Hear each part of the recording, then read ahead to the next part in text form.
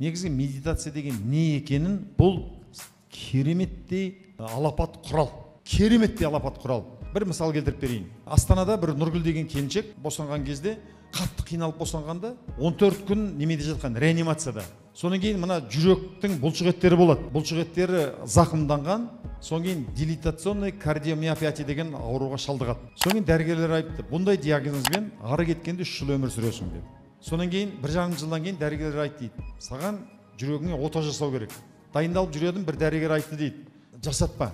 Тірі қалған адам өте аз. Дейді, енді істеймін деп еді, ана дәрігер айтты дейді, сен психологиялық осымен емдей алатын бір адамдар іздеп көр деп. Содан кейін іздеп жүрген кезде менің курстарым шығып қалған. Содан кейін маған жазады да, аға, мен өлгім келмейді.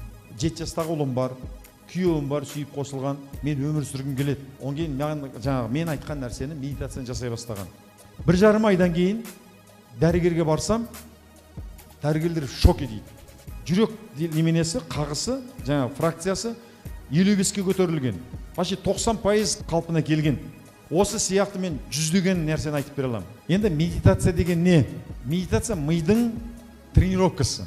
Біз бұлшықетімізді шынықтырамыз, гантель көтеріп, турникет тартылып, дәл сол сияқты миды шынықтыру. Бірақ мидың құдіреті енді адам айтқысыз. Бағана қараңыздаршы, ана әйел адам дәрі ішкен жоқ, укол алған жоқ, ештеңе істеген жоқ, бірақ ана ота жасайтын операция қалпына келді. Енді қысқаша айтатын болсақ, адамның денесінде миллиардтаған клетка бар. Клетканың міндеті белок, ақуыз өндіру. Соның ішінде адамның иммунитет деген нәрсе бар. Қазір мына коронавирус, басқа вирус деп отыр ғой. Иммунитет мықты адамға жұқпайды. Ал иммунитет деген не? Адамның тәнінде иммуноглобулиндер бар. Ол бағанағы секір билеген кезде жаңағы иммуноглобулин бөлінеді. Адам көңілденген кезде, секірген кезде, прям қимылдаған кезде жаңағы иммуноглобулин А, G, E бөлінеді. Оның иммунитет деген сенің қаныңда сол иммуноглобулин көп болса, саған ешқандай пәле жоламайды. Ол 1% айтып тұрмын негіз қазір. Ешқандай бәле жоламайды.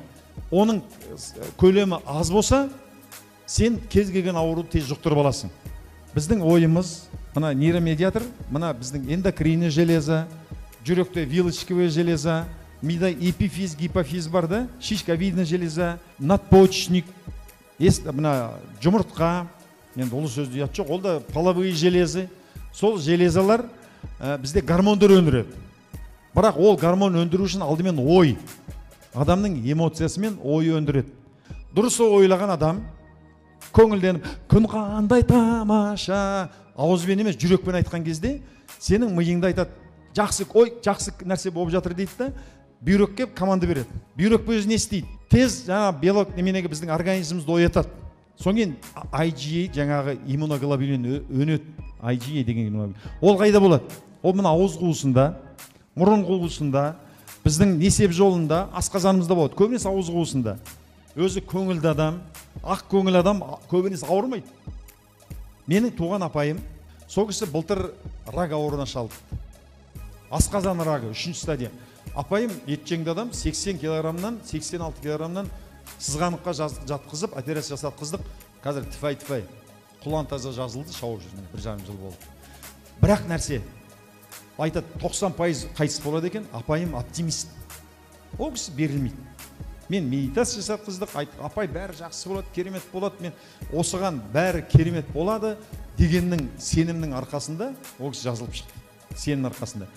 Ол жаңа мимен керемет болады деп ойлаған кезде бүкіл иммунитеті нетіп, қайтадан іске қосылып, жаңағы рак деген қатерлі ауруды 3-ші стадия кетіп қалған, емделіп шықты. Сондықтан медитацияның құдіреті біздің тәніміз әлемдегі ең үлкен фармацевтикалық завод.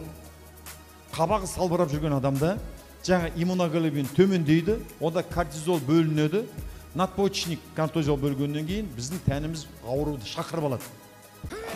Көптеген адамдар маған, Ахметбек аға, қазақты ойласаңыз, неге сабақтарыңызды тегін бермейсіз?